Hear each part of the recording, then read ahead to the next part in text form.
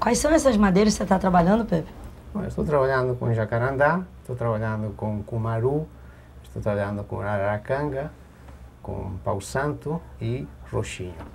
Todas essas madeiras que o Pepe está trabalhando são consideradas madeiras nobres, porque elas têm uma textura diferente, uma cor especial, ou tem veios que têm desenhos bonitos. Em diferentes momentos da história, cada uma dessas madeiras viveu o seu hype. O mogno no século XIX, a embuia no começo do século XX, o jacarandá nos anos 70. Cada uma em sua época. Todas elas viraram moda, viram seu valor disparar no mercado e, por isso, foram exploradas até quase acabar, o que fazia com que o seu valor aumentasse ainda mais, despertando a cobiça de mais gente ainda. Esse ciclo vicioso levou muitas espécies de árvores à extinção e, com elas, iam junto às florestas. Tudo pela moda. Pois é, segundo os especialistas, as tendências da moda apontam para o roxinho, que é essa madeira aqui. O roxinho ainda não é uma árvore muito conhecida, mas a cor da sua madeira, um roxo escuro, bonito, está caindo no gosto dos designers e dos consumidores. Bem, por enquanto o preço do roxinho ainda não disparou, mas está todo mundo apostando nele. A sua procura cresceu muito no mercado internacional e todo mundo acha que o preço do metro quadrado vai subir pra caramba. Vai, meu Deus, será que esse vai ser o fim do roxinho? Pé de que de perto, quero ver que fruta da cadê, que flor, que cor, saber, terá sabor, vai ter um pau Brasil. Pé de que vermelho, verde que te quero ver, qual é de pé na terra, até caber na tela da TV. Pé de que? O roxinho também tem um nome, de pau roxo de terra firme, violeta. Ele não está entre as árvores mais populares da Amazônia, ao contrário da maçaranduba, do angelim, do mogno, que todo mundo conhece. Mas também não é uma árvore tão rara assim. Aliás, ao contrário, o roxinho é do gênero Peutogine, que ocorre em toda a Amazônia e no Brasil inteiro. Por causa disso, tem muita árvore por aí com o nome de roxinho, mas esse daqui é o legítimo Peutogine lecointei. Da família das leguminosas, o roxinho ocorre nas matas primárias de toda a região amazônica. Ele pode chegar a medir de 20 a 30 metros de altura. Dá frutos em setembro. Em outubro, ele se enche de flores. Flores roxas, é claro. Mas o grande produto dessa árvore aqui é mesmo a sua madeira. Essa madeira roxa. Além de ser muito dura, ela tem uma característica especial. Quando você corta, ela muda de cor. Mas quando estabiliza, o seu pigmento tinge toda a tora, ela inteirinha por igual. Deu para ver que essa é uma madeira melindrosa. Não é qualquer um que sabe lidar com essas sutilezas.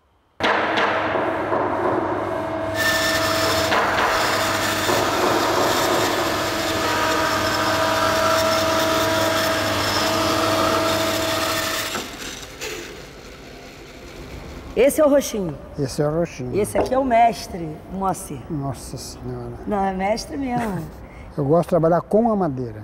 Demais. É bacana trabalhar com uma coisa que é tão viva e que mantém a vida lá dentro por tanto tempo. Né? Não é só trabalhar com a madeira, porque veja bem, no sentido de trabalhar com a madeira, dá a impressão que eu quero cortar a madeira. Não é cortar a madeira, eu quero trabalhar a madeira, deixar ela linda como ela é, como todas são.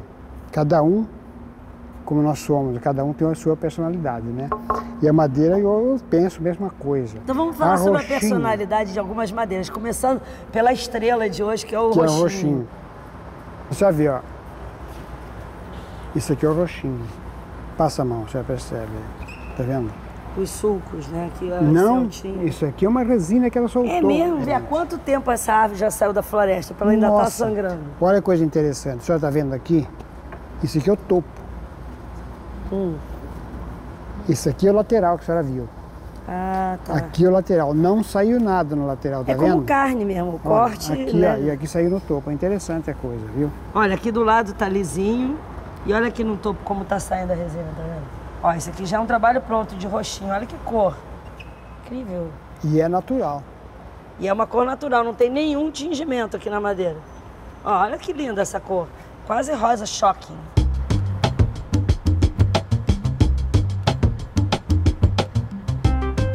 Bom, pela lógica, o roxinho então tá ameaçado. Por causa dessa cor tão bonita, logo logo ele vai desaparecer das florestas amazônicas. Ou não. Aí é que tá a mudança de valores. O mercado já não é mais o mesmo.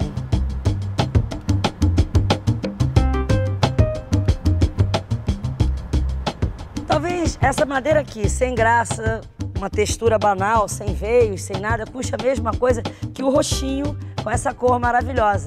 Sabe por quê? Por causa disso aqui, ó, do selo. Em inglês quer dizer Forest Stewardship Council, que a nossa tradução seria uma espécie de Conselho Mundial da Floresta. Então ele é um grande conselho que estabelece as regras mundiais que tem adaptações. No caso da Amazônia, nós temos as regras adaptadas aqui à Amazônia. Então, por exemplo, você tem que, para tirar uma árvore na floresta, você tem que deixar as filhas, você só pode tirar 20% de cada... Se você tem 5 IPs, você vai tirar só 1, provavelmente. Você vai deixar 4. Você tem que reduzir os danos ao mínimo. Você tem que ter que todos os trabalhadores daquela operação tenham uma carteira assinada, que tenham um creche, se for no caso de uma empresa de grande porte. E a empresa também tem que mostrar que aquela operação tem rentabilidade. Então, tem um monte de critérios que a empresa... Isso é para o cara conseguir o selo FSC. Quando a empresa resolve entrar... Uma empresa madeireira comum que resolve aderir ao selo, ela leva 1 a 2 anos para chegar lá. Porque ela tem que mudar o seu padrão de operação. Ela tem que treinar os seus funcionários, ela tem que melhorar as suas operações, ela tem que adquirir novos equipamentos. E isso leva, geralmente, 1 a 2 anos para ela fazer essa transição. Esse selo, esse aval, essa garantia, o FSC vem só de um país ou um órgão internacional, assim, de vários? Não, é internacional. Ele, na verdade, tem agora a sede no México, ele está presente em quase todos os países, inclui florestas tropicais, como é o caso do Brasil, e florestas temperadas. Também as florestas naturais, como as florestas plantadas.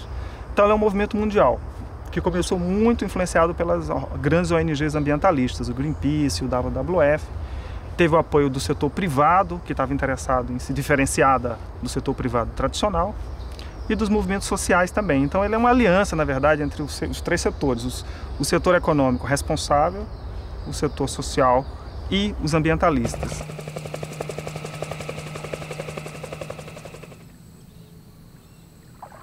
No manejo sustentável, as árvores são selecionadas de acordo com a sua antiguidade e com a ocorrência de outras árvores da mesma espécie que possam substituí-las.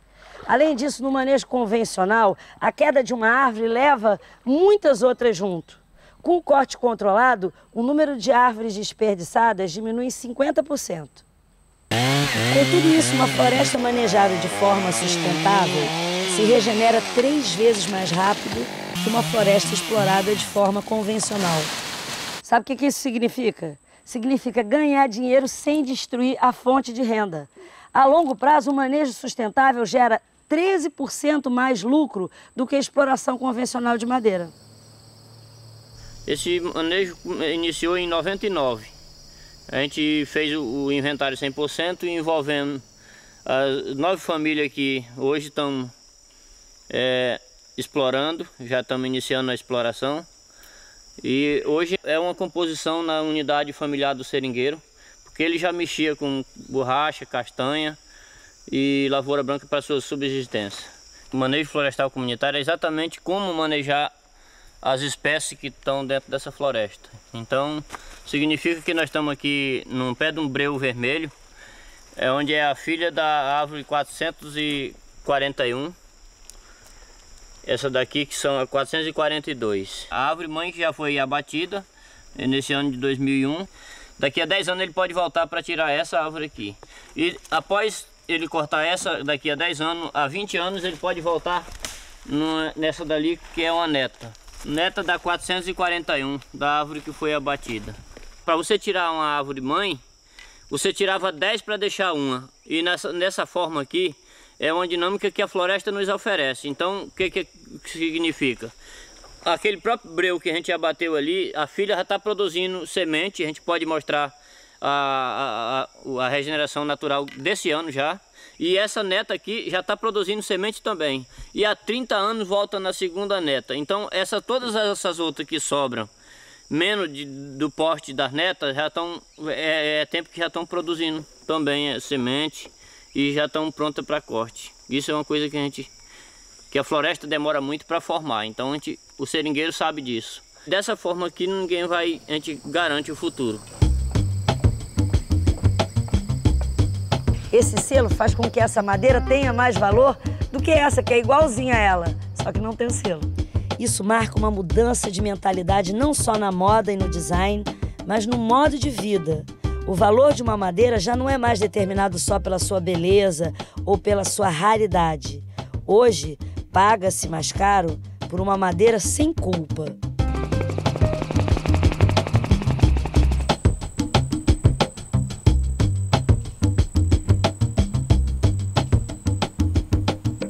É fácil de entender. Você aí na sua casa, olha em volta agora. Conta quantos tipos de madeira diferentes você tem na sua sala. Ó, é uma na mesinha de centro, outra na mesa de jantar, outra, sei lá, no armário embutido. Talvez você aí na sua casa tenha mais árvores do que eu aqui na floresta. Quem sabe o seu armário embutido não acabou com uma floresta como essa. É para ficar culpado mesmo. A gente se acostumou a reclamar da exploração da Amazônia, que os portugueses levaram todo o pau-brasil, que os europeus construíram palácios com o nosso jacarandá, que os ingleses levaram o mogno. Acontece que hoje 86% da madeira explorada na Amazônia é consumida aqui no Brasil mesmo. A Amazônia é a maior produtora de madeira tropical do mundo. E a gente percebeu que 86% de toda a madeira vai para o mercado brasileiro. O estado de São Paulo sozinho, ele consome mais madeira tropical do que a França, do que qualquer país da Europa isoladamente. Então a gente achava que a preocupação inicial com a qualidade, com a origem da madeira era só europeia ou americana. E a gente fez um estudo em São Paulo que mostrou que 20% de tudo que é consumido em São Paulo, as pessoas gostariam, na verdade, que fosse de madeira certificada, de madeira com selo verde. E talvez esses 80% não é nem que não quisessem, não sabiam, eram ignorantes a respeito. Exato. O ano passado, por exemplo, a gente teve um lançamento aqui em Belém, no mês de junho, menos de um ano atrás, de um primeiro grupo de produtores de madeira certificada. Ou seja, as empresas que produzem com selo verde se associaram e mostraram para a sociedade que elas são diferentes. Naquela época, elas estavam com 350 mil hectares. Hoje já chega a 1 milhão de hectares de áreas certificadas ou em processo de certificação. Então, está crescendo muito, porque as empresas, as madeireiras, estão percebendo que é a forma delas sobreviverem. Adalberto, você acha que isso significa que a gente pode ser um pouco mais otimista e começar a tratar esse problema da floresta e da Amazônia enfim, do uso predatório de uma maneira um pouco mais, assim, esperançosa? A floresta só vai ficar em pé se ela tiver valor. Seja um valor econômico, um valor espiritual, alguém está dando um valor e está disposto a fazer algum tipo de sacrifício ou benefício econômico por essa floresta. Então, a questão da madeira na Amazônia é um dos temas que tem solução. E a solução não é uma solução hipotética, ela já está acontecendo. Da madeira que está sendo retirada agora, quanto é retirada com selo e tal? Quanto que é um manejo daquele convencional e quanto que é de uma maneira predatória? Quais são as porcentagens? Hoje a gente deve estar em torno de 5% de madeira com selo verde, 15% com manejo, bom manejo, mas ainda não tem selo verde, está em processo e tal, e 80% sem manejo. Mas há 3 anos atrás era praticamente zero. Quantos hectares assim de floresta sendo manejada conscientemente a gente precisava ter para poder relaxar em relação à Amazônia? A Amazônia, se a gente tivesse 10% de toda a área da Amazônia, que é em torno de 50 milhões de hectares, definido como área de manejo, feita com selo verde, seria suficiente para a gente abastecer a demanda hoje que existe, a procura que tem pela madeira e assumindo que essa procura vai aumentar. Todos os anos que você tem 17, 20 mil quilômetros quadrados de desmatamento, quase o tamanho do estado de Sergipe, que se desmata todo ano na Amazônia, esse é um grande entrave para o manejo, porque você tem uma grande oferta de madeira de desmatamento, que as pessoas dizem, eu não vou queimar essa madeira, eu vou colocar no mercado. Então esse é o grande inimigo do manejo, é o desmatamento, porque ele inunda o mercado com madeira barata, que a pessoa ia queimar e desincentiva o manejo. Então a gente acha que a Amazônia podia ter 20, a gente chama de 4-4-2, que é o seguinte, você teria 20% da Amazônia com áreas agrícolas, já basicamente o que já está desmatado e um pouquinho mais. Os outros 40% seriam áreas de proteção da biodiversidade. Você fazer turismo, fazer alguma coleta de produtos não madeireiros, frutos, etc. E os outros 40% seriam áreas de uso sustentável. Parte para uso de madeira, outra parte a gente poderia ter mais para as comunidades tradicionais, são chamadas reservas extrativistas. Então, com esse cenário de 4-4-2, a gente conseguiria conciliar, quer dizer, a necessidade de uso para fins agrícolas, e 20% da Amazônia é enorme. Então vamos ver o esqueminha que o nosso técnico de futebol está propondo aqui. 20% para agropecuária, o que é isso? Para plantar soja, o que quer que seja, e para o gado. Aí os outros 40% ou seriam reservas ou então uma exploração muito leve, suave, de coisas que realmente não comprometam a floresta e ecoturismo, quer dizer, outras fontes de renda que a gente sabe que hoje em dia são às vezes até maiores do que essas outras. E os outros 40% no manejo, enfim, e com selo, com uma madeira certificada e tudo isso. Quer dizer, todo mundo que mora na floresta pode continuar ali, vivendo daquilo. Quem não mora e precisa dos produtos da floresta continua tendo acesso a esses produtos. Quem também é de uma empresa que lucra com isso, enfim, que trabalha, que dá emprego a outras pessoas, também mantém essa margem de lucro. Então, esse esqueminha tático que a gente está conversando, eu acho que é um bom tema de reflexão para a gente hoje no programa.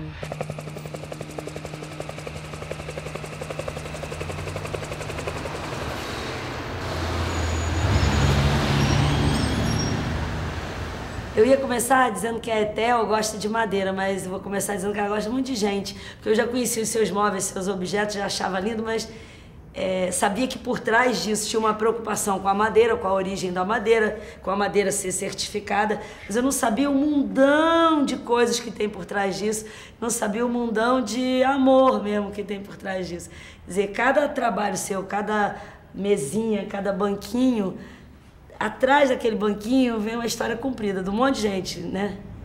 Na minha maneira de ver o discurso ambientalista, né, de você se preocupar com o meio ambiente, primeiro você tem que preocupar com o homem. Né? Você dá ao homem condição, sustentabilidade, educação, para tornar isso uma realidade. Né? Então, e sem ser uma coisa assistencialista, porque o que eu acho legal que você fala da madeira certificada custa mais caro? Custa, mas você pode ganhar muito mais com isso. Muito mais. Explica esse raciocínio. Já é cientificamente comprovado, matematicamente comprovado, que se você colher com manejo, com a certificação, você acaba ganhando e economizando mais dinheiro do que a predatória. Mas vamos explicar, claro, por exemplo, aumenta o preço? Aumenta, mais ou menos uns 30%, você disse. 30%. Só que esses 30% somem no preço final. Somem no preço final. Porque aquela peça fica tão valorizada que aquilo desaparece. Com certeza. Você tem aí um mercado latente, né, por produtos certificados, que quase não existe. Então, você já tem como agregar valor. E o mercado externo é uma loucura, o interesse. É uma loucura. Aliás, você não entra na Alemanha, você não entra na Holanda, e atualmente já os Estados Unidos, você chegar com produtos de madeira, que eu trabalho com 100% madeira. Você falou que você paga lá o mesmo valor na madeira que seria aqui. Isso para eles é uma mudança muito grande. Não, uma mudança radical. Numa árvore de cedro, um seringueiro lá, ganhou R$ 2.740. Coisa que ele nunca tinha visto na vida. A renda anual dele na seringa chegava a quanto? Chegava a R$ 1.000, variava de 500 a 1.000 anual. Reais. Anual. R$ 1.000 por ano. Por ano. E com um cedro ele ganhou 2.740, para ser bem precisa. Isso está lá, anotado na história. E aquele mesmo cedro ele podia trocar por 1 quilo de açúcar? Poderia. Ou se não, cortar aquilo, entendeu? Tacar fogo e plantar lá um boi, aqueles lá, milho, sei lá o quê, entendeu? Né? Mandioca, entendeu? Eles chamam a cultura branca, né? Bom, então, Etel, boa sorte. Obrigada para todos. Não esmoreça. Não, jamais. Né? Vamos em frente. Na verdade, não é que os valores mudaram, é que surgiu um novo valor mais alto, mais importante, o valor ambiental. Cada vez mais gente está disposta a pagar um pouquinho mais para ter certeza que o seu armário embutido não ajudou a destruir a floresta. cada vez mais gente acha bacana dizer, é certificada. Como quem diz, é Jacarandá, é Mogni. Ou como quem diz, é Hermès, é Louis Vuitton. Essa é uma boa notícia para a Amazônia, uma notícia muito boa para os povos da floresta e uma notícia melhor ainda aqui para ele, ó, para o Roxinho.